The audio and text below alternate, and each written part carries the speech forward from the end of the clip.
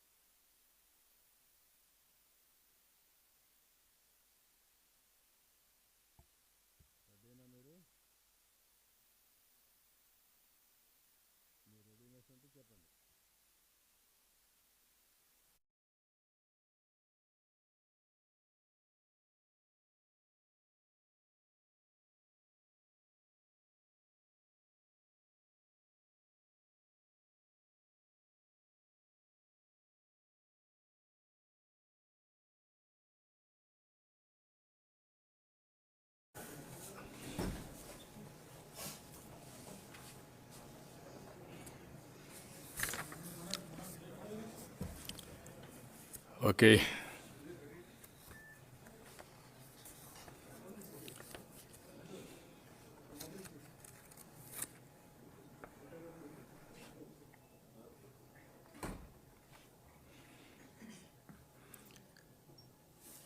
అందరికీ నమస్కారాలు. ఈరోజు ముఖ్యంగా ఇటీవల రాష్ట్రంలో మిచౌంగ్ తుఫాను రాష్ట్ర రైతాంగాన్ని అదే మరి రాష్ట్రాన్ని చాలా డ్యామేజ్ చేసింది. కానీ విని ఎరుగునటువంటి డ్యామేజ్ జరిగింది. దగ్గర 15 జిల్లాల్లో 22 లక్షల ఎకరాల పంట నష్టం జరిగింది. దీనికి కారణం పూర్తిగా ప్రభుత్వ వైఫల్యం. తుఫాను వస్తుందని ముందే హెచ్చరికలు వచ్చాయి. అది సముద్రం నుంచి మామూలుగా అయితే ఇంత సమయం పట్టే పరిస్థితి లేదు. విశాఖపట్నం నుంచి నెల్లూరు వరకు దాగుడు మూతలాడి కడాన బాపట్ల దగ్గర ల్యాండ్ మీద క్రాస్ అయ్యే పరిస్థితి వచ్చింది. అయితే ఇన్ని రోజులు హెచ్చరికలు చేస్తున్నా, భయంకరంగా వర్షాలు పడతాయని చెప్పుతున్నా ప్రభుత్వం ఏమాత్రం కూడా శ్రద్ధ తీసుకోలేదు. శ్రద్ధ తీసుకొనుంటే డ్యామేజ్ చాలా వరకు కంట్రోల్ అయ్యేది. మామూలుగా ఎప్పుడైనా సరే ప్రభుత్వాలు జాగ్రత్తగా ఉంటే, వాటర్ మేనేజ్మెంట్ సమర్థవంతంగా చేయగలిగితే కరువుని కొంతవరకు ఎదుర్కోగలుగుతాం. అయితే తుఫాన్ లాంటివి వచ్చినప్పుడు మనం తుఫాన్ నిలపలేం, కానీ దానివల్ల జరిగే ప్రాణ నష్టం, ఆస్తి నష్టాన్ని పూర్తిగా కంట్రోల్ చేసే పరిస్థితి ఉంటుంది, నియంత్రణ చేసే పరిస్థితి ఉంటుంది. అప్పుడే ప్రభుత్వం యొక్క సమర్థత, ప్రజలకు ఏ విధంగా మేలు జరుగుతుందో అర్థమవుతుంది. కానీ ఈ ప్రభుత్వాన్ని చూస్తే అనేక ప్రాజెక్టులు మీరు చూసినప్పుడు పట్టసీమ తీసుకొచ్చాం. పోలవరం ప్రాజెక్టు పూర్తి అయితే ఆ నీళ్లు కృష్ణా డెల్టాకు వస్తే ఎప్పుడు కూడా పోలవరంలో అర్లీగా నీళ్లు వస్తాయి. అదే మాదిరిగా గోదావరి ఫ్లడ్స్ అర్లీగా ప్రారంభమవుతాయి. కృష్ణాలో ఫ్లడ్స్ వచ్చినా పైనుండే ప్రాజెక్టులన్నీ ఫుల్ అయిన తర్వాతనే చివరగా మన కృష్ణా డెల్టాకు నీళ్లు వచ్చే పరిస్థితి వస్తుంది. అదే సమయంలో నవంబర్, డిసెంబర్లో తుఫాన్లు ఎక్కువగా వస్తాయి. ఇది ఆలోచించిన తర్వాత పట్టిసీమ కంప్లీట్ చేసి ఫస్ట్ ఎప్పుడైతే వాటర్ వస్తుందో అప్పుడే నీళ్లు తీసుకొస్తే నవంబర్ కంటే ముందుగానే పంట వచ్చేస్తుంది. తుఫాన్ నుంచి బయటపడే పరిస్థితి వస్తుంది. అది 4 ఏళ్ళు చేశాం. రైతాంగం చాలా హ్యాపీగా ఉన్నారు. ఇంకొక పక్క కృష్ణా నదీ జలాల కంటే గోదావరి నదీ జలాలు ఎక్కువ ఫర్టైల్, రైతులకు ఖర్చులు కూడా తగ్గుతాయి. దానికి కారణం కూడా మీరు చూస్తే గోదావరి జలాలన్నీ అడవుల్లో వస్తాయి, ఆకులు, ఈ యొక్క మూలికలు ఇవన్నీ కూడా కొట్టుకుంటూ అవన్నీ వస్తాయి. దానివల్ల ఎప్పుడు కూడా వాటర్ కూడా మీరు చూస్తే కలర్గా ఉంటుంది, మడ్డిగా ఉంటుంది గోదావరి వాటర్. ఇది ఫ్రెష్గా కనపడుస్తుంది. అలాంటిది 4 సంవత్సరాలు ఆ బెనిఫిట్ వచ్చింది. కానీ ఆ ప్రాజెక్ట్ నేను చేశాననే ఉద్దేశంతో ఈ ముఖ్యమంత్రి ఈ 4 ఏళ్ళు 5వ సంవత్సరం కూడా ఆపరేట్ చేయలేదు. ఆపరేట్ చేసి కానీ కరెక్ట్గా ఉంటే మనకు పులిచింతలు ఉంది పైన. పులిచింతల్లో ఎప్పుడు 40-45 టీఎంసీ నీళ్లు పెట్టుకునే అవకాశం ఉంటుంది. ఆ 45 టీఎంసీ నీళ్లు ఎప్పుడు అవసరమైతే అత్యవసర పరిస్థితిలో త్రాగునీరు కానీ సాగునీటికి కానీ కృష్ణా డెల్టా ఈ 2 జిల్లాలకు ఉపయోగపడే పరిస్థితి వస్తుంది. దాన్ని కూడా పూర్తిగా నిర్లక్ష్యం చేశారు. దానివల్ల ఈరోజు మీరు చూస్తే విధి లేని పరిస్థితిలో ఈ సంవత్సరం ఆపరేట్ చేశాడు, లేకపోతే తన్నేవాళ్ళు పట్టుకొని, అందుకని ఆపరేట్ చేశాడు. అప్పటికి లేట్ అయింది. జరగవలసిన నష్టం బాగా జరిగిపోయే పరిస్థితి వచ్చింది. రెండోది, ప్రభుత్వం వచ్చిన తర్వాత ఇరిగేషన్ పైన పూర్తిగా సీతకన్నేశారు, మొత్తం సర్వనాశనం చేశారు. కనీసం ప్రాజెక్టులు మేనేజ్ చేయలేకపోయారు. దురదృష్టం ఏంటంటే ఏ ప్రాజెక్టు కూడా సక్రమంగా మేనేజ్ చేయకుండా ఎప్పుడు కూడా ప్రాజెక్టులు కట్టడం ఎంత ముఖ్యమో, ప్రభుత్వ ఆస్తులు నిర్మాణం చేయడం ఎంత ముఖ్యమో, ఆ ఆస్తుల్ని మెయింటైన్ చేయడం కూడా అంతే ముఖ్యం.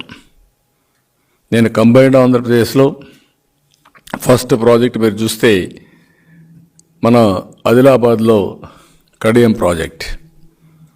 ఆ ప్రాజెక్టుకి ఇదే మార్గ వర్షాలు వస్తే, వర్షాలు వచ్చినప్పుడు సరిగా వీళ్ళు మెయింటైన్ చేయకపోతే ప్రాజెక్టు మీద నీళ్లు ఫ్లో అయినాయి, ఆ గేట్లు అవన్నీ తెరుచుకోలేక. అప్పటి నుంచి ప్రాజెక్టుల మెయింటెనెన్స్ కోసం డబ్బులు పెట్టాం. ఈ ప్రభుత్వం వచ్చింది, ప్రాజెక్టుల మెయింటెనెన్స్కి ₹1 ఖర్చు పెట్టడం లేదు. అందుకే మీరు చూస్తే మొదటిది అన్నమయ్య ప్రాజెక్ట్ కొట్టుకోబోయే పరిస్థితికి వచ్చింది.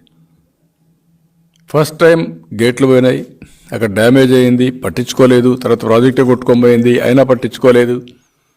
రెండోది పులిచింతల గేట్లు పోయినాయి, అదే పట్టించుకునే పరిస్థితులు లేరు, సరిగా కూడా రిపేర్ చేయలేకపోయారు. మూడోది ఇక్కడికి వచ్చే కొందికి గుండ్లకమ్మ ప్రాజెక్ట్. పోయినసారి గేట్లు పోయినాయి, నేను చూసి వచ్చాను. ఆ రోజు నేను విమర్శించాను, పబ్లిక్ మీటింగ్ పెట్టుకొని అక్కడనే విమర్శించాను. నేను ఇంత అజాగ్రత్త ఏంటి, ఇంత దుర్మార్గమైన పాలన ఏంటి, కనీసం మీరు గేట్లు పెట్టాలంటే కూడా అప్పటికే కాంట్రాక్టర్ రాలా, వీళ్ళు టెండర్ పిలిచినా వచ్చేవాళ్ళు లేడు. ఈసారి అదే జరిగింది. వీళ్ళు టెండర్ పిలిచినా గేట్లు పెట్టడానికి 8 కోట్లు 9 కోట్లది. 8 కోట్లకు టెండర్ కోసం కాంట్రాక్టర్ రాలేదంటే ఈ ప్రభుత్వం పైన విశ్వాసం లేదు. ఇంక వీళ్ళేం మెయింటైన్ చేస్తారు కాంట్రాక్టర్లు, వీళ్ళు ఏ విధంగా మెయింటైన్ చేస్తారు. ఈసారి మళ్ళీ కొట్టుకోపోయింది. 2 టీఎంసీ నీళ్లు కరువు ప్రాంతంలో ఏదైతే పంట పొలాలకు ఇవ్వాల్సిన నీళ్లు మొత్తం వెళ్ళిపోయే పరిస్థితికి వచ్చింది. ఈరోజు ఇలాంటి సంఘటనలు చాలా జరిగాయి. దీనివల్ల 8 మంది ఈ యొక్క తుఫాను వల్ల దెబ్బతిన్నారు. 7 మంది రైతులు ఆత్మహత్యలు చేసుకున్నారు. ఈ సంవత్సరం రైతుల పరిస్థితి చూస్తే కరువు ఒక పక్కన, తుఫాను ఒక పక్కన. కరువులో 26 లక్షల ఎకరాలు పొలాల్లో పంట వేయలేకపోయారు. 26 లక్షల ఎకరాలు. అది అయిన తర్వాత వేసిన పంట కూడా అరాకొరా వచ్చింది. సకాలంలో వర్షాలు పడకుండా పోవడం, దిగుబడి పడిపోవడం, అరాకొర రావడం ఇవన్నీ జరిగాయి. ఇప్పుడు దగ్గర 15 జిల్లాల్లో 22 లక్షల ఎకరాల భూమి నీళ్లలో మునిగింది. ఇక్కడ ఇంకొక పెద్ద దారుణమైన పని చేశారు, మామూలు పని కాదు. పంట పొలాలు ఎక్కడా మెయింటైన్ చేయలేదు, డ్రైన్స్ మురికి కాలువలు ఎక్కడా మెయింటైన్ చేయలేదు. ఎప్పుడైతే నీళ్లు వచ్చాయో నీళ్లన్నీ పొలానికి పోయినాయి, మురికి కాలువ నుంచి, డ్రైన్ నుంచి ఆ నీళ్లు తిరిగి వచ్చే మార్గమే లేకుండా 4 రోజులు 5 రోజులు సముద్రం మారిగా భూముల్ని తయారై 2వ రోజు 3వ రోజుకే మొలకలు రావడం మొదలుపెట్టాయి. ఎప్పుడైతే ఆ డ్రైన్స్ కానీ సరిగా కానీ మెయింటైన్ చేసుంటే నీళ్ళు వచ్చినా మళ్ళీ ఆ నీళ్లు వెళ్ళిపోయి ఉంటే కొంత డ్యామేజ్తో పోయింది. ఇక్కడ మీరు చూస్తున్నారు ఆ ఫోటో, ఇదే సీన్, ఇది తక్కువ సీన్, ఆ మాత్రం పంట కలపడింది. ఇక్కడ ఎక్కడ కూడా మామూలుగా అయితే ఒక కార్పెట్ మారిగా తయారైంది. ఆ కార్పెట్ పైన కూడా మీరు చూస్తే ఎంత దూరం చూస్తే అంత దూరం నీళ్లు ఉన్నాయి. ఒక సముద్రం మారిగా సముద్రానికి భూములకి వ్యత్యాసం తెలియని పరిస్థితి తీసుకొచ్చేశారు. ఎక్కడ నేను చూపించాను, గండ్లన్నీ చూపించాను. ఒక్క ముఖ్యమంత్రి కానీ మంత్రులు కానీ ఒక్క మాట మాట్లాడడం లేదు. నేను ఎన్నోసార్లు మీ అందరికీ చెప్పాను, వ్యవస్థలో నాశనం చేస్తే నాశనమైన వ్యవస్థలు ప్రజల పట్ల శాపంగా మారుతుంది. అదే మారింది. ఈరోజు ఏదైతే డ్రైనేజ్ వ్యవస్థను పట్టించుకోకుండా, ఇరిగేషన్ వ్యవస్థను పట్టించుకోకుండా, సకాలానికి వీళ్ళకి రైతులకు సరైన సూచనలు ఇవ్వకుండా ఇష్టానుసారంగా చేసి కడాన రైతుల్ని మొత్తం ముంచేశాడు. ఇది ప్రభుత్వ వైఫల్యం, ముఖ్యమంత్రి వైఫల్యం. ఒక చేతగాని అసమర్థ ముఖ్యమంత్రి, లేకపోతే అహంకారంతో ముఖ్యమంత్రి ప్రవర్తన. రాష్ట్రంలో రైతులంతా కూడా కొన్ని లక్షల కుటుంబాలు ఈరోజు అప్పుల పాలైపోయి సర్వనాశనం అయిపోయారు. ఒక్క రైతులే కాదు, కౌలు రైతులైతే ఇంకా దమనీయమైన పరిస్థితి వాళ్ళది. ఒక ఆశ, ఏదో కొంచెం కష్టపడదాం, పిల్లల్ని చదివించుకుంటామని 2 ఎకరాల భూమి ఉంటే 20-30 ఎకరాలు కౌలు తీసుకున్నారు. కొంతమంది 50 ఎకరాలు తీసుకున్నారు. ఎకరాకు 25,000, 40,000 వరకు కౌలుకి వెళ్ళారు. ఆ భూమి యొక్క దీన్ని బట్టి మొత్తం ఆ డబ్బులు పోయింది. పంట పెట్టుబడి ఒక్కొక్క ఎకరాకైతే ప్యాడీకి 25,000, 30,000 అయింది. ఇంకొక పక్క మిరప అయితే ₹1,00,000, 1,20,000, 1,30,000 అయింది. ఇంకొక పక్క పొగాకు అయితే 70,000-80,000 ఖర్చు పెట్టారు. ఇవన్నీ అన్ని పంటలు వాషౌట్ అయిపోయినాయి. ఏ రైతు చూసినా అధైర్యపడిపోయి పూర్తిగా సర్వనాశనం అయిపోయే పరిస్థితికి వచ్చారు. ఇంత జరిగితే నేను ఎన్నోసార్లు అడిగాను, ఎంత పంట నష్టం వస్తుందో చెప్పండి. బాధ్యత లేదా మీకు? ఎన్ని లక్షల ఎకరాల్లో ఈ తుఫాను వల్ల నష్టపోయాం ఎన్యూమరేట్ చేయాలి కదా, ప్రాథమిక అంచనాలు వేయాలి కదా, ఆ అంచనాలు ప్రజలకు తెలియజేయాలి కదా, ఎంత నష్టం వచ్చిందో కేంద్రానికి చెప్పాలి కదా, మీరు ఏమి ఇస్తారో కూడా చెప్పాలి కదా. అప్పుడే కదా రైతుకు కాస్త కోస్త ఒక నమ్మకం. అంటే నమ్మకాన్ని పూర్తిగా కోల్పోయే పరిస్థితికి వచ్చారు ఈ ప్రభుత్వం. ఇంతవరకు కూడా వరి ధాన్యానికి ఎంత ఇస్తావు, పొగాకు పంటకి ఇస్తున్నావా లేదా, మిరపకి ఎంత ఇస్తున్నావు, లేకపోతే శనగలు కానీ ఇలాంటి అపరాలు చాలా ఉన్నాయి, వీటికి ఏమి ఇస్తున్నావు? నేను దగ్గర ఒక 31 ఐటమ్స్ ఇచ్చాను. ఏ ముఖ్యమంత్రి అయినా సరే ఫండమెంటల్గా చేయాల్సిన పని, ఒక విపత్తు వచ్చినప్పుడు ప్రజల్ని కాన్ఫిడెన్స్లోకి తీసుకోవాలి, ప్రజల్లో ఒక చైతన్యం కలిగించాలి, ఒక నమ్మకం, ఒక భరోసా కల్పించాలి. భరోసా అంటే ఏంటి? నేనున్నానని భరోసా ఇవ్వాలి. ముఖ్యమంత్రి అంటే ఒక బాధ్యత, అంతేగాని దోపిడీ కాదు. ఈరోజు ఏం జరిగింది ఇప్పుడుగానే అడుగుతున్నా, ఎన్ని లక్షల ఎకరాలు నష్టమైందో చెప్పమని అడుగుతున్నాను ఈ ప్రభుత్వాన్ని. 15 జిల్లాలు, శ్రీకాకుళం జిల్లా నుంచి మీరు చూస్తే కడాన్, నెల్లూరు, చిత్తూరు వరకు మొత్తం నష్టపోయారు. వాళ్ళు నష్టపోయిన తర్వాత ఏ జిల్లాలో ఎంత పంట నష్టపోయారో ఇంతవరకు చెప్పలేదు. కడాన్ ఇలాంటివి వచ్చినప్పుడు నేచురల్ కెలామిటీ, దీనికంటే పెద్ద కెలామిటీ ఉండదు నేచురల్ కెలామిటీ అన్నప్పుడు. ఇది ఒక నేషనల్ కెలామిటీ వచ్చినప్పుడు, ఇంత పెద్ద కెలామిటీ వచ్చినప్పుడు, విపత్తు వచ్చినప్పుడు కనీసం ప్రభుత్వం ఒక బాధ్యతగా తీసుకొని కేంద్రాన్ని కూడా అప్రమత్తం చేయాలి. ఎంత నష్టం వస్తుందో చెప్పాలి. చెప్పలా. నేను అందుకే లెటర్ కూడా రాశాను, దీన్ని జాతీయ విపత్తుగా డిక్లేర్ చేయండి, మీరు కూడా సహకరించండి, ఎక్కడ లేని నష్టం జరిగింది అని చాలా స్పష్టంగా నేను అడిగాను. ఇప్పటికి మీరు చూస్తే నిన్న నాకు ఆశ్చర్యం వేస్తుంది, ఎంత బాధితారాహిత్యం అంటే చేతగాంతనం అంటే వీళ్ళు ఇచ్చింది 3,711 కోట్ల రూపాయల నష్టం అని ఇస్తారు. బ్రేకప్ లేవు, పాడు లేవు. దాంట్లో 2,640 కోట్లు R&B రోడ్లకే, ఒక 703 కోట్లు పంట నష్టానికి ఇస్తారు. 703 కోట్ల రూపాయలు పంట నష్టం అని నువ్వు చెప్పితే నీకు ఎంత వస్తుందో 100 కోట్లు, ఒక 50 కోట్లు ఇస్తారు. అది కూడా ఇవ్వకపోవచ్చు, ఎందుకంటే మనకు స్టేట్ కెలామిటీ ఫండ్ ఉంది, రాష్ట్ర విపత్తు ఫండ్ ఉంది, దాంట్లో డబ్బులు ఉంటుంది. ఇది బిగినింగ్. ఆ డబ్బుల్లో మనం ఖర్చు పెట్టాలి. ఖర్చు పెట్టి కానప్పుడు ఇది కూడా సప్లిమెంట్ చేస్తారు. ఇది నేషనల్ కెలామిటీ ఫండ్ పెట్టుకుంటారు. ఆ నేషనల్ లెవెల్లో ఉండేది మళ్ళీ ప్రధానమంత్రి చైర్మన్, హోమ్ మినిస్టర్ డిపార్ట్మెంటు వాళ్ళు చేసి ఇస్తారు. మీరు అడగడమే, అసలు అడగకుండా 26 లక్షల ఎకరాలు పంటే వేయలేదని మీరు పెట్టారు కరువు. ఆ కరువుకు ₹1 అడిగారా ఇప్పటికి మీరు? కేంద్రానికి ఒక రిపోర్ట్ పంపించారా మీరు? అంటే 4.5 సంవత్సరాలు అయిన తర్వాత ఈ ముఖ్యమంత్రి కరువు వస్తే ఏం చేయాలి అని తెలియదు, తుఫాను వస్తే ఏం చేయాలో తెలియదు. మీరు చూడండి, హరికేన్ తుఫాన్ వచ్చింది ఈస్ట్ గోదావరి, వెస్ట్ గోదావరి, నేను ముఖ్యమంత్రిగా ఉన్నప్పుడు. ఆ రోజు దేవేగౌడ వచ్చాడు ప్రధానమంత్రిగా, వచ్చి సర్వే చేసిన తర్వాత వెళ్ళి మళ్ళీ నేషనల్ కెలామిటీ ఫండ్ నుంచి మనకు డబ్బులు ఇచ్చారు. ఉద్హుద్ తుఫాన్ వచ్చింది,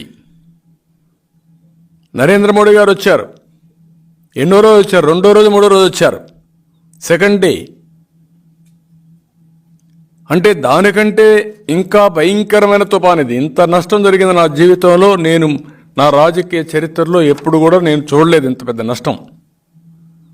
అంత పెద్ద ఏ రాష్ట్రంలో కూడా ఇంత నష్టం జరిగి ఉండదు. దానికి ప్రధానమైన కారణం రైట్ సీజన్లో పట్టింది, అన్ని పొలాల్లో పంటలు ఉన్నాయి, అదే కాకుండా విపరీతమైన రెయిన్స్ పడిపోయినాయి, ఊహించినటువంటి వర్షపాతం పడింది, దానికి తగినట్టు వ్యవస్థలన్నీ నాశనం చేశారు కాబట్టి ఎక్కడికక్కడ నీళ్లన్నీ పొలాల్లోకి వెళ్ళిపోయినాయి, మొత్తం సర్వనాశనం అయిపోయే పరిస్థితికి వచ్చింది. కనీసం కొనే నాదులు లేకుండా అవస్థపడుతున్నారు, వీళ్ళు ఏమీ చేయలేని పరిస్థితి వస్తున్నారు. అంటే ఇంకొక పక్కన ఎంత ఇస్తారు ఏ పంటకు, బీమా లేకుండా చేశాడు. ఇది ఇంకొక పెద్ద ప్రమాదమైన పరిస్థితి. ఒక వ్యక్తి యొక్క అహంకారం, ఒక వ్యక్తి యొక్క చేతగాంతనం. ఎన్నో సంవత్సరాలుగా మన వ్యవస్థలన్నీ కూడా స్ట్రీమ్లైన్ చేశాం. రైతుకు పంట నష్టమైనప్పుడు పంట బీమా అనేది చాలా ముఖ్యం. ఆ పంట బీమా రైతే పెట్టుకోమంటే పెట్టుకోలేడు కాబట్టి over a period of time establish చేసింది. కేంద్రం, రాష్ట్రం, ఫార్మర్ ముగ్గురు కలిసి ఇన్సూరెన్స్ ప్రీమియం కడతాం.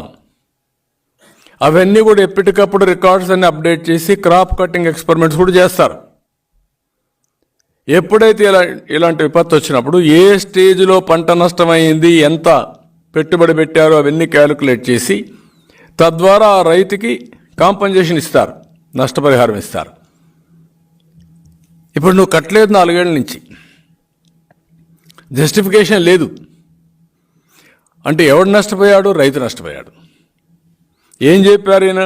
నేను పెడతా, నేను సెపరేట్ ఇన్సూరెన్స్ కంపెనీని పెడతా అన్నాడు.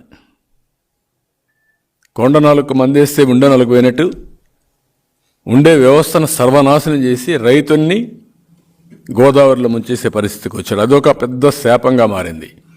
ఇవన్నీ కలిపి కనీసం ఈరోజు ఇంత పెరిగిన తర్వాత కాస్ట్ పెరిగింది, అగ్రికల్చర్లో అన్నిట్లో పెరిగిపోయింది. నేను చాలా స్పష్టంగా 2018 కానీ 14 కానీ ఉదుహుదు కానీ తిత్లికి కానీ నేను చాలా క్లియర్గా ఒక ప్యాకేజ్ ఇచ్చాం. దానికంటే బెటర్గా మీరు ఇవ్వాలి. మీరు ఎలక్షన్ మేనిఫెస్టోలో చెప్పారు, ఊరూరు తిరిగి చెప్పారు, మేము ఏ విపత్తు వచ్చినా బ్రహ్మాండమైన ఆర్థిక సహాయం చేస్తాం, మెరుగైన ఆర్థిక సహాయం చేస్తామని చెప్పిన మీరు ఏమిచ్చారో చెప్పమంటున్నా నేను. దానికి క్లారిటీ ఉండాలి కదా. వారం రోజు 15 రోజుల నుంచి అడుగుతా ఉంటే నేను అడిగింది నా కోసం అడగలేదు, రైతాంగం కోసం అడిగాను. అపోజిషన్ పార్టీలు అందులో ప్రధాన ప్రతిపక్షం అడిగితే సమాధానం కూడా చెప్పరు. నాకు చెప్పొద్దండి, రైతులకు సమాధానం చెప్పండి, మేము అడిగితే చెప్పొద్దండి, నువ్వైనా చెప్పు. అది కూడా చెప్పకుండా ముంచేసే పరిస్థితికి వచ్చారు. ఈరోజు ఈ 2 ఇష్యూస్ వల్ల, వీళ్ళు చేసిన నిర్వాహకం వల్ల రాష్ట్ర రైతాంగం తిరిగి కోలుకోలేని స్థితిలోకి వెళ్ళిపోయారు. దేశంలో ఎక్కువ ఆత్మహత్యలు జరిగే రాష్ట్రంలో మన రైతు 3వ స్థానం, కౌలు రైతు 2వ స్థానం. దేశంలో ఎక్కువ అప్పులుండే రైతాంగం నెంబర్ 1 ఆంధ్రప్రదేశ్ రాష్ట్రం. ఈ దెబ్బతో నెంబర్ 1 కాదు, ఎక్కడికో వెళ్ళిపోతాం. ఇంకా తిరిగి కోలుకోలేని పరిస్థితి, తిరిగి రీపే చేయలేని పరిస్థితి. అందులో చాలామంది కౌలు రైతులంతా చాలా పేదవాళ్ళు ఉన్నారు. వాళ్ళు ఇంకా 10 ఏళ్ళు ఇదే వరకు కష్టపడినా తిరిగి అప్పుగట్టలేని పరిస్థితి వస్తున్నారు. ఇది చాలా దారుణం. ఇప్పటికైనా సరే మేము చాలా స్పష్టంగా నేను పోయి వచ్చిన తర్వాత మా లీడర్స్ అందరినీ క్షేత్రస్థాయికి పరిశీలన పంపించాం, టీములు పంపించాం. ఈ టీం కూడా కేంద్రం నుంచి వచ్చిన టీములకి రిప్రజెంటేషన్స్ ఇస్తున్నాం. మళ్ళీ మేము కాంప్రహెన్సివ్గా ఒక రిపోర్ట్ తయారు చేస్తాం. ఈ ప్రభుత్వం బాధితులకు న్యాయం చేసే వరకు గట్టిగా పోరాడతాం, న్యాయం చేపిస్తాం. నేను కనీసం ఒక హెక్టార్కి 30,000 రూపాయలు వరికి మనం అడిగాను. నేనున్నప్పుడే 10,000 రూపాయలు హెక్టార్కు ఉంటే దాన్ని 20,000 రూపాయలు చేశాను, డబల్ చేశాం. ఇప్పుడు నేను అడిగింది ఏంటి, 30,000 చేయమన్నాం, అంటే 50% చేయమన్నాం. అది కూడా చేయడానికి మీకేంటి, పెట్రోల్ పెరిగింది, డీజిల్ పెరిగింది, ఇన్పుట్స్ కాస్ట్ పెరిగింది, అన్నీ పెరిగిపోయినాయి. అది చేసే పరిస్థితులు లేరు. ఆ రోజే ఎవరన్నా చనిపోతే 5 లక్షలు ఇచ్చాం, ఈరోజు 10 లక్షలు ఇమ్మంటున్నాం. ఆ రోజే గాయపడిన వారికి సీరియస్గా 1,00,000 రూపాయలు ఇచ్చాం, ఈరోజు 2 లక్షలు ఇమ్మంటున్నాం. ఇల్లు కూలిపోతే 1,00,000 రూపాయలు ఇచ్చి ఉచితంగా ఇల్లు కట్టించాం. ఐఏవై ఉంది, మీరేమి ఇవ్వక్కర్లా. ఎన్ని ఇండ్లు పోతే ఐఏవై కింద కట్టడానికే వాళ్ళు ఆ డబ్బు ఫస్ట్ ప్రయారిటీ ఐఏవై ఇలాంటి దానికి ఇవ్వాలి. దెబ్బతిన్న ఇంటికి 20,000 రూపాయలు ఇమ్మన్నాం. వేరుశనగ పంటకు 25,000, అరటికి హెక్టార్ 40,000, పత్తికి హెక్టార్కి 25,000, మిర్చికి 50,000, అక్వాకల్చర్ హెక్టార్కి 50,000 ఇమ్మని చెప్పి డిమాండ్ చేశాం. 31 ఐటమ్స్ కింద నేను చాలాసార్లు డిమాండ్ చేశాను. కనీసం మా డిమాండ్కు సమాధానం చెప్పకపోయినా మీరేమి ఇస్తారు, మీకు స్పష్టత ఉందా అని అడుగుతున్నా. మీకు ఓటేసిన దానికి రాష్ట్రంలో ఈ తుఫాను వల్ల ఎన్ని లక్షల ఎకరాలు ఏ పంట నష్టమైందో చెప్పవలసిన బాధ్యత ఉందా లేదా అని అడుగుతున్నా. అది కూడా బాధ్యత తీసుకోకపోతే ఈ ప్రభుత్వాన్ని బంగాళాఖాతంలో కలపాల్సిన అవసరం ఉంది. అది గుర్తుపెట్టుకోవాలి.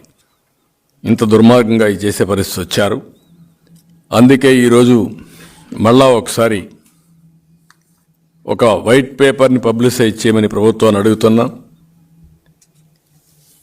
డ్రౌట్ వల్ల ఎంత నష్టమైంది, ఈ తుఫాన్ వల్ల ఎంత నష్టమైంది, మీరు ఎంత సబ్సిడీ, ఇన్పుట్ సబ్సిడీ కానీ క్రాప్ ఇన్సూరెన్స్ అమౌంట్ కానీ వాళ్ళని ఆదుకోవడానికి ఖర్చు పెట్టిన డబ్బుల వివరాలు చెప్పాల్సిందిగా మరొకసారి డిమాండ్ చేస్తున్నా. మేము కూడా కేంద్ర కమిటీకి ఎక్కడ గడిస్తాం, మళ్ళీ మేము చేయాల్సిన బాధ్యత అంతా చేస్తాం. కడాను నిన్న పార్లమెంట్లో కూడా దీన్ని జాతీయ విపత్తుగా పరిగణించి సహాయం చేయమని మా పార్టీ అడిగాం. వీళ్ళు 22 మంది ఎంపీలు ఢిల్లీలో ఏ పైరువులు చేసుకుంటున్నారో వాళ్ళకే తెలియదు. వాళ్ళకు ప్రాధాన్యత లేంటే వాళ్ళకు అర్థం కాని పరిస్థితి. 22 మంది ఎంపీలు 25 మంది గెలిపిస్తే మొత్తం కేంద్రం మెడలు వంచి అన్నీ చేస్తా అన్న వ్యక్తులు మెడలు దించేసి ఈరోజు ఇవన్నీ చేసే పరిస్థితికి వచ్చారు. ఇది చాలా దుర్మార్గం, నీచం. ఇది రాష్ట్ర రైతాంగం కూడా గుర్తుపెట్టుకోవాల్సిన అవసరం ఉంది. ఇలాంటి దుర్మార్గమైన ప్రభుత్వం మీరు కష్టాల్లో ఉన్నప్పుడు మిమ్మల్ని కనీసం పరామర్శించే తీరిక కూడా లేదు వీళ్ళకు. ముఖ్యమంత్రి విన్యాసాలు మీరు చూశారు. కార్పెట్ వేసుకొని పరామర్శించే పరిస్థితి. అంటే ఆయన పుట్టంగానే కార్పెట్లో పుట్టాడు, ఇంకా ఆయన ఎక్కడ కిందన కూడా దిగలేడు అనమాట. అలాంటి ముఖ్యమంత్రి మనకు దొరకడం దౌర్భాగ్యం. వ్యవసాయం అంటే తెలియదు, అందుకే అన్నాడు, దాంట్లో ఆశ్చర్యం లేదు. ఆలుగడ్డకు ఉల్లిగడ్డకు డిఫరెన్స్ తెలియదు. అలాంటివన్నీ కూడా మాట్లాడే పరిస్థితి, అపహాస్యం అయిపోయే పరిస్థితి వచ్చింది.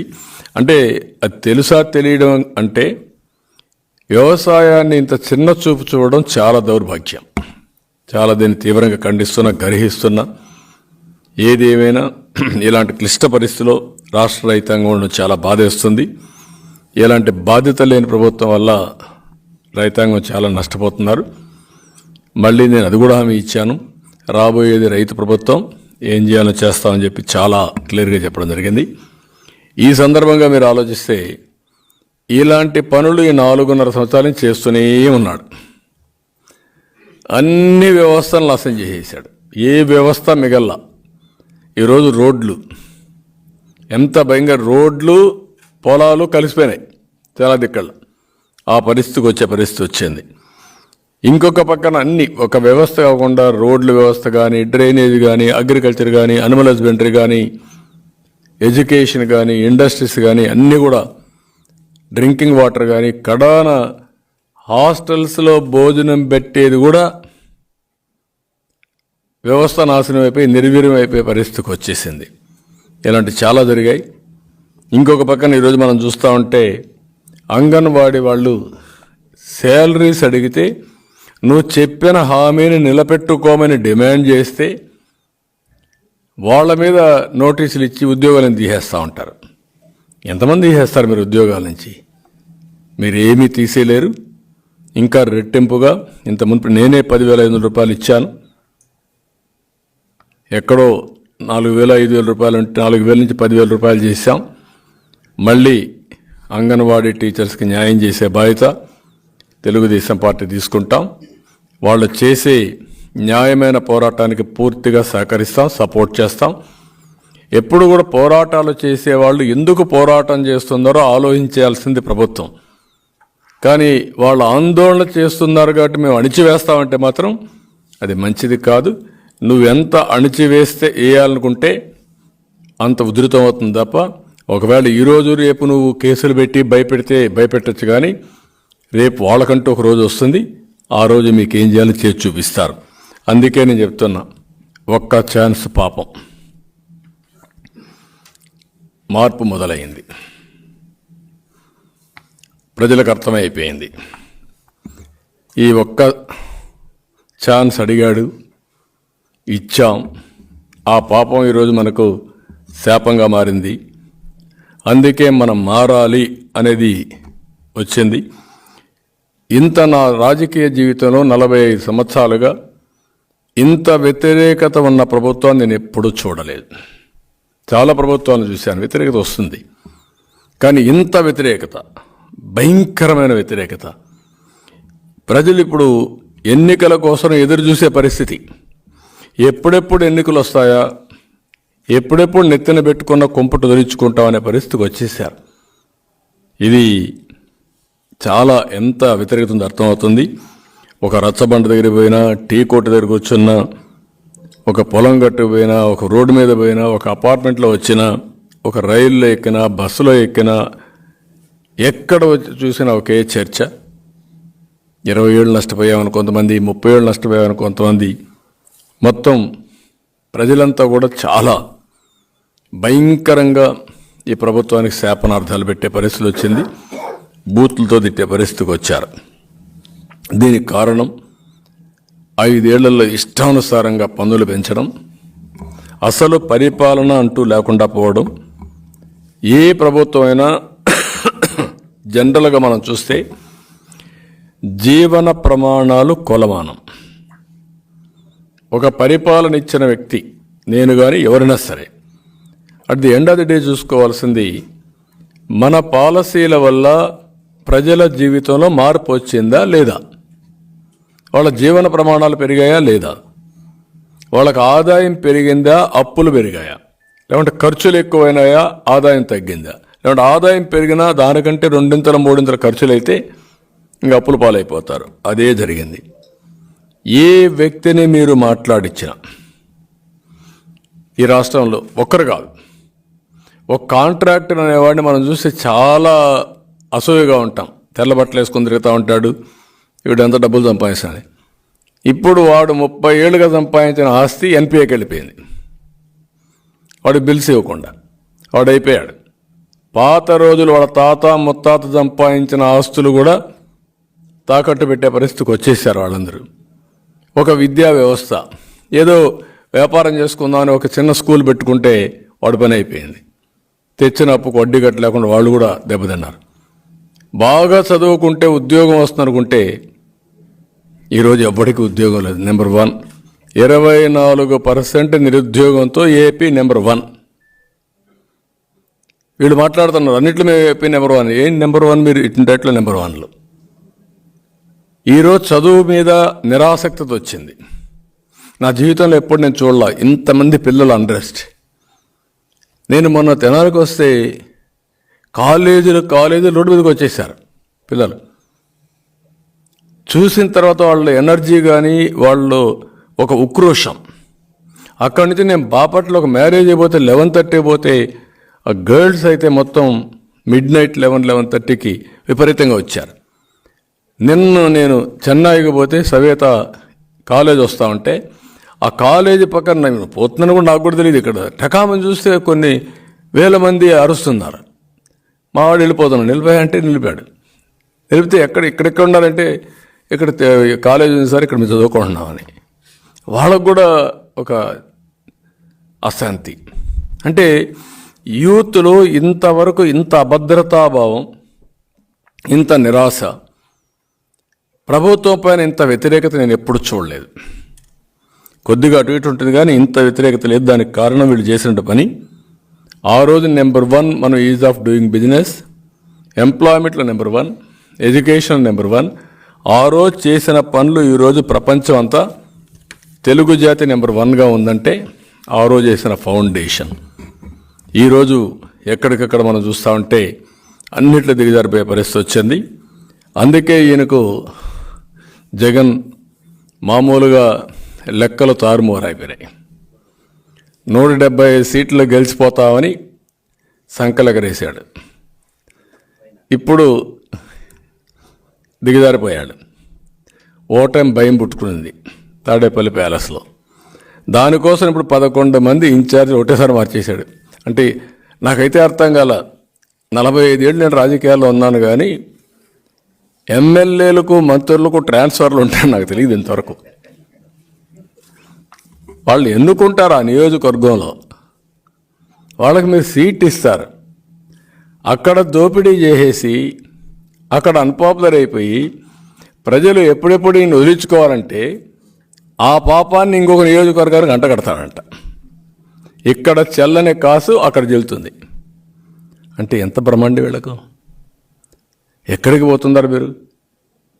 4.5 సంవత్సరాలుగా 5 సంవత్సరాలుగా మీ ఎమ్మెల్యేలు ఆంబోతుల మారిగా రోడ్డు మీద పడి ఎక్కడికక్కడ భయభ్రాంతులను చేశారు మీ వాళ్ళందరూ. మామూలు కూడా కాదు.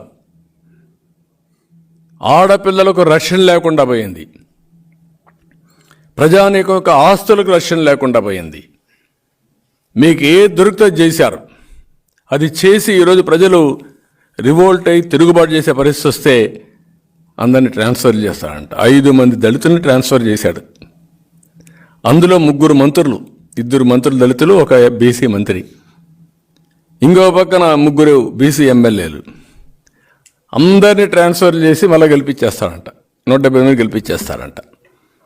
అంటే నేను అడుగుతున్నా, నీకు బీసీ మీద అంత ప్రేమ ఉంటే పులివెందల నెంబర్ 1 సీట్ కదా, ఆ సీట్లో నువ్వు గెలిపించచ్చు కదా, నువ్వు పెద్ద మహానాయకుడివి కదా, నువ్వు ఎక్కడన్నా గెలుస్తావు కదరా, నిలబడి వేరే కాన్స్టిట్యున్సీ తేలిపోతుంది నీ పని కూడా.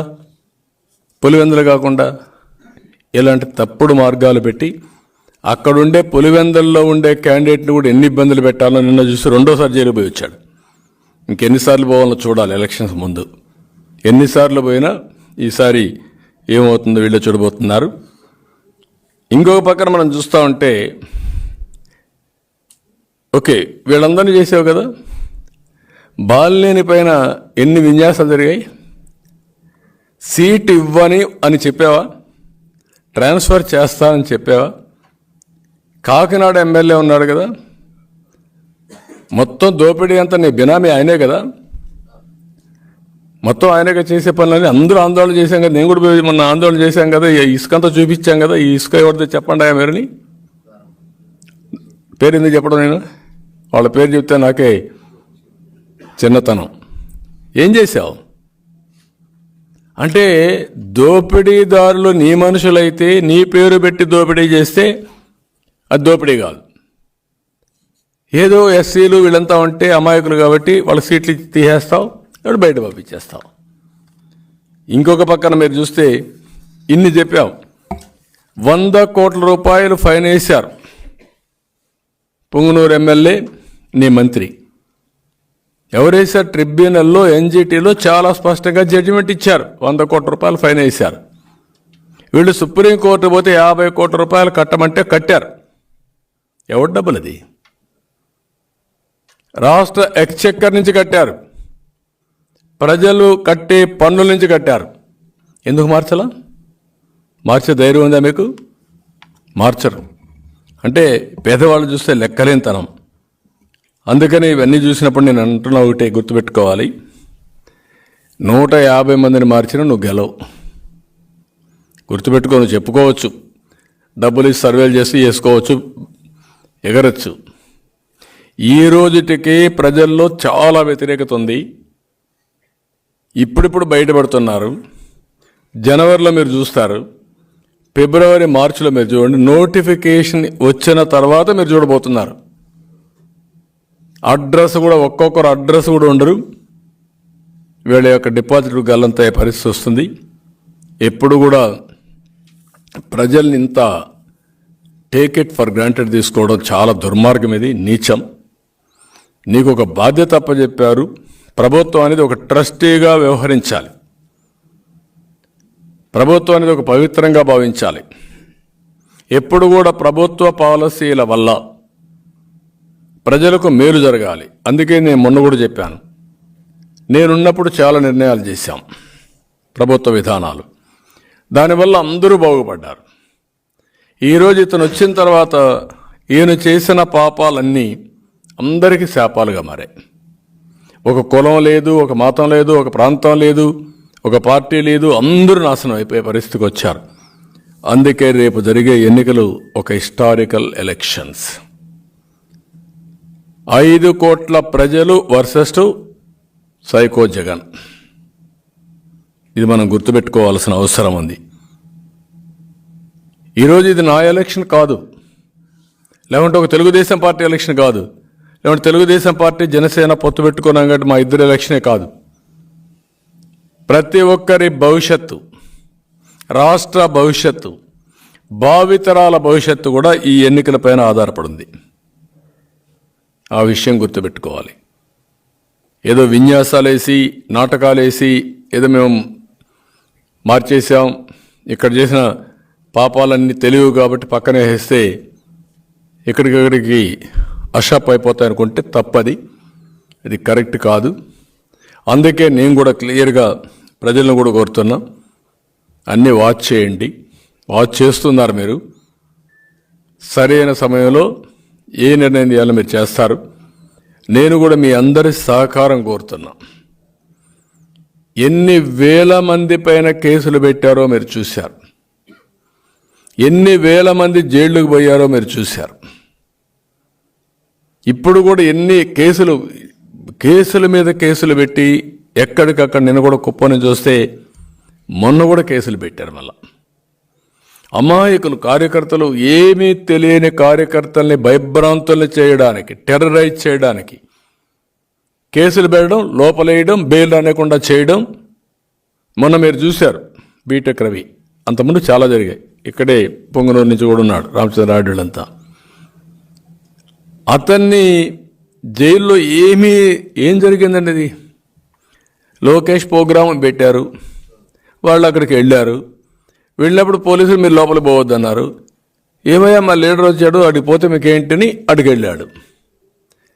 వెళితే ఏం చేశారు? మళ్ళీ ఏమి సరే ఓకే అన్నారు, వదిలేశారు. కేసు పెట్టారు. కేసు పెడితే వాడు ఎస్ఐ అనే వ్యక్తి కొట్టినట్టు ఒక ఇది పెట్టాడు. ట్రీట్మెంట్ తీసుకున్న డాక్టర్ ఆ రోజు డ్యూటీలో లేడు. డ్యూటీలో లేనటువంటి డాక్టర్ సర్టిఫికెట్ ఇచ్చాడు.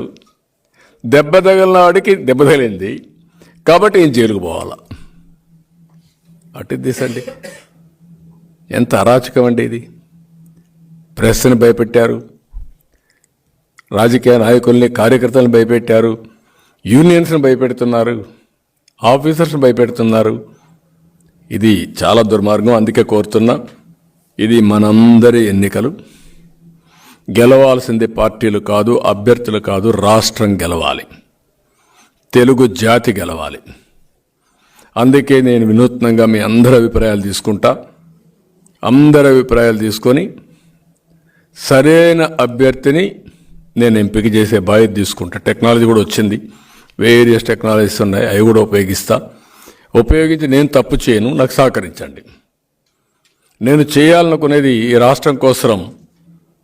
ఈ ఎన్నికల్లో చాలామంది నాకు కనపడిన వాళ్ళు కూడా ఒకటే చెప్తున్నారు, ఈసారి కానీ మాకు తెలుగుదేశం అంటే ప్రత్యామ్నాయం రాకపోతే, వేరే ప్రభుత్వం రాకపోతే ఇంకా మేము ఆ రాష్ట్రం మీద ఆశ వదులుకోవాల్సి వస్తుంది, ఇంకా ఆ రాష్ట్రానికి వచ్చే పరిస్థితి కూడా ఉండదనే పరిస్థితికి వచ్చేసారంతా. కాబట్టి ప్రజలందరూ ఆలోచించుకోవాల్సిన అవసరం, మీరు చర్చ చేయాల్సిన అవసరం ఉంది, మౌత్ టు మౌత్ డిస్కస్ చేయాల్సిన అవసరం ఉంది. కడానం ప్రభుత్వాన్ని కూడా నడిపించే పార్టీని కూడా ముందుకు తీసుకుపోయే బాధ్యత మీది. నేనేదో డబ్బులు ఖర్చు పెట్టాలని చెప్పలేదు. ప్రజాబలాన్ని మీరందరూ కూడా సమకూర్చే బాధ్యత ప్రతి ఒక్క పౌరుడి పైన ఉంది. ఈ రాష్ట్రంలో పుట్టిన ప్రతి ఒక్క వ్యక్తి, నువ్వు ఏ ఊరిలో ఉన్నా ప్రపంచంలో, ఈ జన్మభూమి రుణం తెచ్చుకోవడానికి ఒకప్పుడు నేను పిలిపించాను. జన్మభూమి పిలుస్తుంది రా, కదిలి రా అని జన్మభూమి కార్యక్రమాన్ని చేపట్టాం. ఇప్పుడు నేను మళ్ళా మిమ్మల్ని కోరుతున్నా, ఎక్కడున్నా మీరందరూ కూడా సంఘీభావాన్ని తెలియచేయాలి, సహకరించాలి, మీరందరూ కూడా పనిచేయాలి. నేను కూడా పార్టీ 42 సంవత్సరాల పార్టీ, అభ్యర్థులందరూ ఉన్నారు, ఇంక్లూడింగ్ కుప్పంలో కూడా ప్రజాభిప్రాయ సేకరణ చేస్తా ఐవీఆర్ఎస్ ద్వారా. అది చేస్తాను, వేరియస్ సోర్సెస్ చేస్తాను. నేను ఎక్కడా తప్పు చేయకుండా వీలైనంత వరకు ప్రజల ఆమోదం. వాళ్ళ క్యాండిడేట్ని చూసి తాడేపల్లి ఆమోదం, మా క్యాండిడేట్కి ప్రజా ఆమోదం. రేపు జరగబోయే సైకో జగన్కి, రాష్ట్ర ప్రజలకి మళ్ళీ అందరం కలిసి పోరాడి ఈ రాష్ట్ర భవిష్యత్తును కాపాడుకుందాం. దానికి మీరందరూ ముందుకు రావాల్సిందిగా మరొక్కసారి కోరుతూ, ఈ నూతన విధానం కూడా నేను ఎవరికి చెప్పను, ఎక్కువ విండో కూడా ఇవ్వను. నాకు తప్ప ఆ ఇన్ఫర్మేషన్ ఎక్కడ ఉండదు. ఆ ఇన్ఫర్మేషన్ అనేది ఇక్కడ పెడితే లేనిపోయిన అపోహలు వస్తాయి. అవన్నీ పెట్టుకొని ఎవరెవరిని ఏ విధంగా రైట్ ప్లేస్లో పెట్టాలో పెడుతూనే అందరినీ కన్విన్స్ చేసి రాబోయే ఎన్నికల్లో ఒకటే మళ్ళీ కోరుతాను, మా పార్టీ వాళ్ళకి కానీ బయట వాళ్ళకి కానీ, ఈ ఎన్నికలు మాత్రం చాలా హిస్టారికల్ ఎన్నికలుగా మిగిలిపోతాయి. అది గుర్తుపెట్టుకోవాలి. అవసరమైతే ప్రతి ఒక్కరూ ఈ రాష్ట్రం కోసం త్యాగం చేయాలి. రాజకీయ నాయకులే కాకుండా, రాజకీయ కార్యకర్తలే కాకుండా ప్రజలు కూడా త్యాగం చేసే పరిస్థితికి రావాలి. అప్రమత్తంగా ఉండాలి, ఉండి రాష్ట్రాన్ని కాపాడుకోవాలి.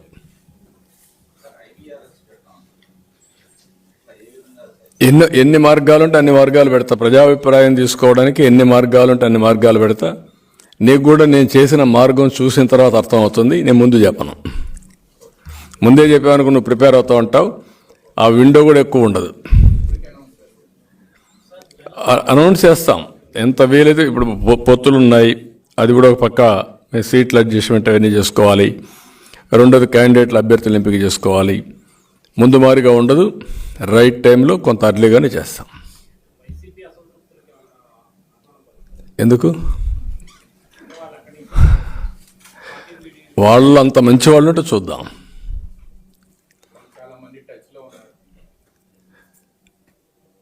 మునిగిపోయే పడవని దూకేయాలనుకుంటారు కదా, అది తప్పే ఉంది. చిల్లు పడింది, నీళ్ళన్నీ వస్తున్నాయి, ఇంక it is matter of time, అది మునిగిపోతుంది. అందరికీ తెలుసు ఆ పడవ మునిగిపోతుందని. ఈసారి మునిగిపోతే శాశ్వతంగా మునిగిపోతుంది. ఆ పార్టీకి ఒక చరిత్ర లేదు, ఒక పద్ధతి లేని పార్టీ, పునాదులు లేని పార్టీ, పునాదులు లేకుండా కూలిపోతుంది. ఆ విషయం మీరు గుర్తుపెట్టుకోవాలి. ఇలాంటి అరాచకాలు చేసిన తర్వాత ప్రజలు ఎవరు దాన్ని క్షమించరు, లేకుంటే సహకరించరు.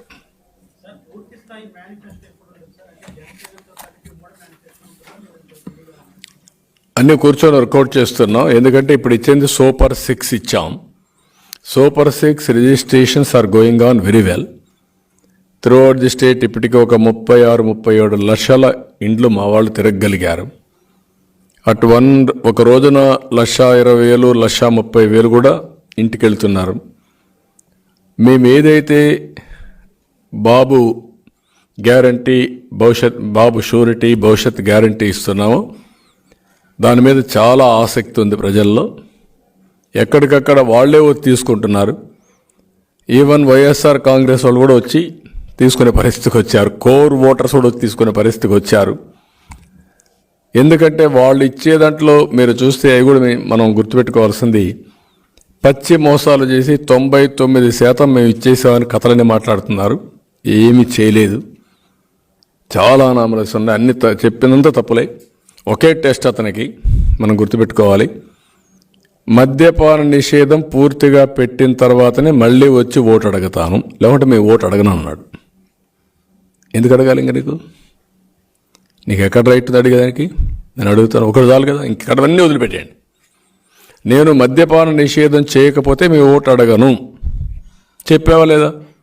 చెప్పుంటే చెయ్యి. చెప్పాడు కదా. నేను చెప్పడం కదా, నీ వాయిస్తో ఉందా లేదా? You answer this.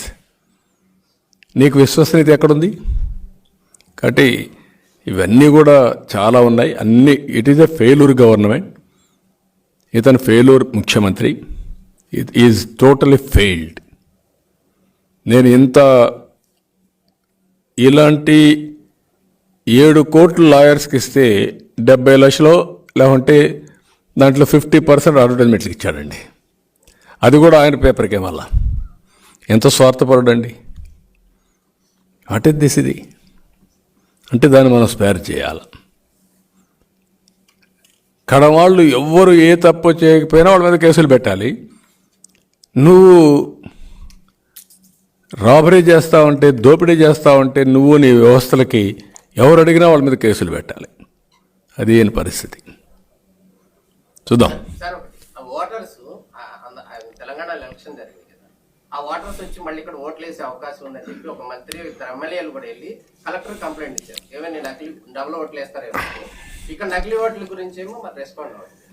నేను ఏమంటానంటే, వీళ్ళ ఇష్ట ప్రకారం దొంగ ఓట్లు వేయడానికి, నకిలీ ఓట్లు సృష్టించడానికి ఇంత మునుపు చేశారు. మళ్ళా అదే ప్రాక్టీస్ చేస్తున్నారు. మేము కూడా పార్టీ యంత్రాంగం సమాయత్తం అయింది.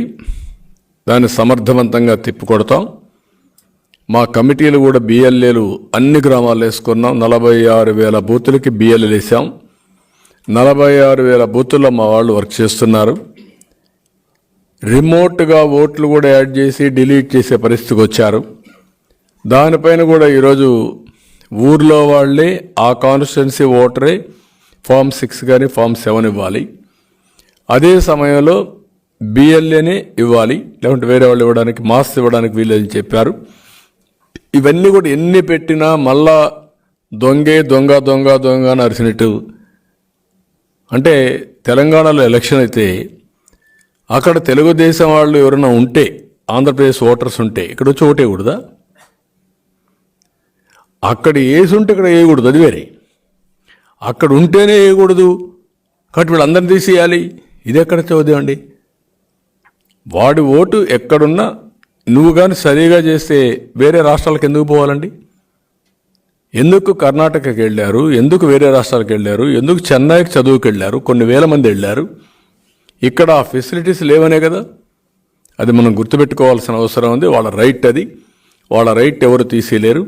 అదే మరి అక్కడ ఓటు వేసి ఉంటే ప్రొసీజర్ ప్రకారం, చట్ట ప్రకారం ఆటోమేటిక్గా యాక్షన్ తీసుకుంటారు. కానీ ఒక్క దొంగ ఓటు వేయడానికి వీలు లేదు. నేను ఒకటే చెప్తున్నా, మళ్ళీ అన్ని ప్రికాషన్ తీసుకుంటాం. ఎవరైనా దొంగ ఓటు వేయాలి అనుకోని కానీ ప్రయత్నం చేస్తే మాత్రం, దొంగ ఓటు ఎవరన్నా రిజిస్టర్ చేయడానికి ఏ బిఎల్ఓ కానీ ప్రయత్నం చేసినా, అధికార యంత్రాంగం ప్రయత్నం చేసినా జైలు పోవడం ఖాయం. గుర్తుపెట్టుకోండి, ఈరోజు చెప్తాను నేను, we are not going to leave you. తాత్కాలికంగా మీకు వీళ్ళు ప్రొటెక్షన్ ఉంటారు, కానీ శాశ్వతంగా మాత్రం you will be the sufferers. ఏ ఒక్క వ్యక్తిని వదిలిపెట్టాం. సాక్ష్యాలు ఉన్నాయి నువ్వు పెట్టినట్టన్ని. అలాంటి తప్పుడు రిజిస్ట్రేషన్ చేసిన ప్రతి ఒక్క వ్యక్తి మీద ముందు పోలీస్ కంప్లైంట్ ఇస్తాం, ఆఫీసర్లకు కంప్లైంట్ ఇస్తాం, కోర్టుకు వెళ్తాం, ఎన్నికల కమిషన్కి వెళ్తాం. కడాన లాస్ట్ డే వరకు ఫైట్ చేసి రికార్డు ఎవ్వరు తారుమారు చేయలేరు. రికార్డులో ఉంటుంది. ఎవరు చేశారో కూడా చాలా స్పష్టంగా ఉంటుంది. ఎవరు యాక్సెప్ట్ చేశారో కూడా ఉంటుంది. ఎవరు డ్యూటీ ఫెయిల్ అయ్యారో కూడా ఉంటుంది. ఈ విషయాలు మీరు గుర్తుపెట్టుకోండి. ఎవరిని వదిలిపెట్టాం. పరిపాలన రాజధాని వైజాగ్ తీసుకెళ్లే ప్రయత్నం వేగంగా చేస్తున్నారు, మళ్ళీ ఆపుతున్నారు. దాని మీద ఏమనుకుంటారు? అన్ని చెత్త పనులే కదా. ఏదైనా ఒక మంచి పని ఉందా? సిగ్గు ఎగ్గు ఉండాలి కదా. నువ్వు పోవాలనుకున్నావు, వెళ్తావు. ఎవడైనా ఒప్పుకుంటాడంటే 500 కోట్ల రూపాయలు రిషికొండలో మీ తాత జాగీర్ అది. నేను అడుగుతున్న స్ట్రైట్ క్వశ్చన్. టూరిజం పేరుతో 500 కోట్లు పెట్టి ఒక బంగ్లా కడతావా నువ్వు? బాధ్యత ఉందా నీకు? 500 కోట్లు ఏంటి, ఒక టూరిజం ఏంటి? హోటల్ కడితే ఎంత అవుతుంది? 500 కోట్ల రూపాయలు రోజుకు రెంట్ ఎంత కట్టాలా? అది రెంట్కి ఇవ్వాలంటే కట్టాలి కదా. టూరిస్టులు ఎవడొచ్చినా 500 కోట్ల రూపాయలు ఒక బంగాళాకు పెట్టి టూరిస్టులు వస్తారా? అంటే అంటే ఒక్కొక్కడు వచ్చి దినానికి ఎంత కట్టాలి? కోటికి కూడా కాదు, ఇంకా ఎక్కువ కట్టాలి. 500 వడ్డీ సంవత్సరానికి 80-90 కోట్లు వడ్డీని మళ్ళీ తిరిగి పే చేయాలి. అంటే దినానికి ఒక కోటి రూపాయలు ఆ ప్రాంతంలో తిరిగి దానికి పే చేయాలి. లేకుంటే 50 లక్షలు పే చేయాలి. అంటే ఇంత విన్యాసాలు, ఇంత అడ్డగోలుగా రిషికొండలో కొండను కొట్టేసి ఇంతవరకు ఎన్విరాన్మెంట్ డిపార్ట్మెంట్ చెప్పినా, కోర్టులు చెప్పినా వినకుండా ముందుకు పోతున్నా అంటే ఎంత ఉన్మాదం అండి ఇది. అంటే ఈ దేశంలో ప్రజాస్వామ్యం లేదా? చెక్స్ అండ్ బ్యాలెన్సెస్ లేవా? అధికారం ఉండి ముఖ్యమంత్రి అయితే నీ ఇష్ట ప్రకారం చేసేస్తావా?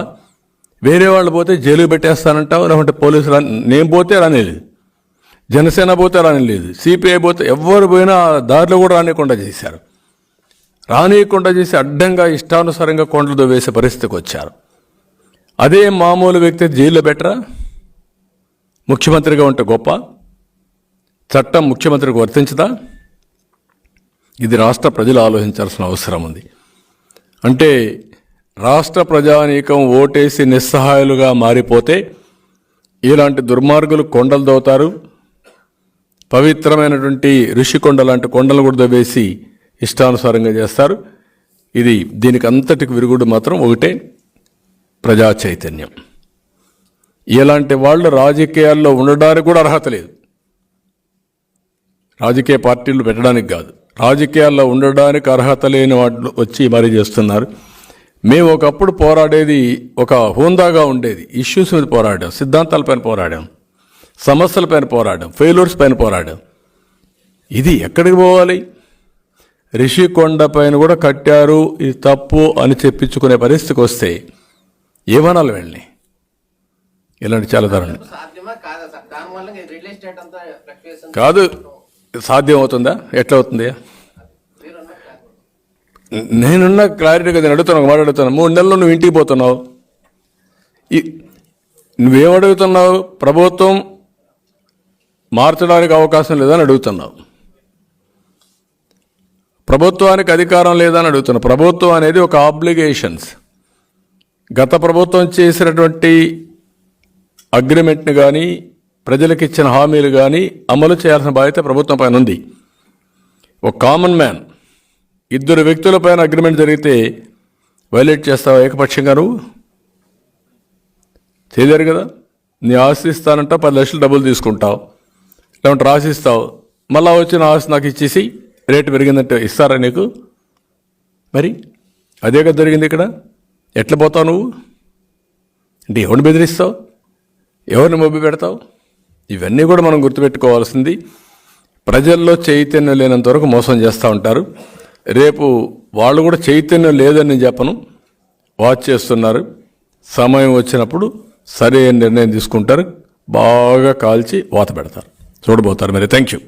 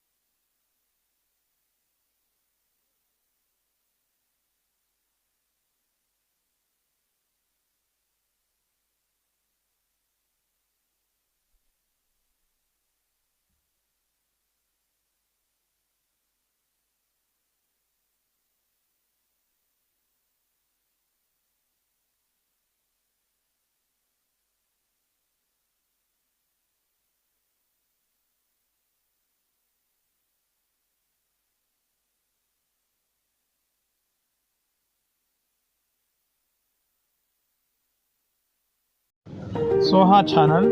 Thank you for watching Soha channel. Please subscribe our channel and share and like our channel. దయచేసి మా ఛానల్ని సబ్స్క్రైబ్ చేయండి, మా ఛానల్ని లైక్ చేయండి, షేర్ చేయండి. Thank you for watching.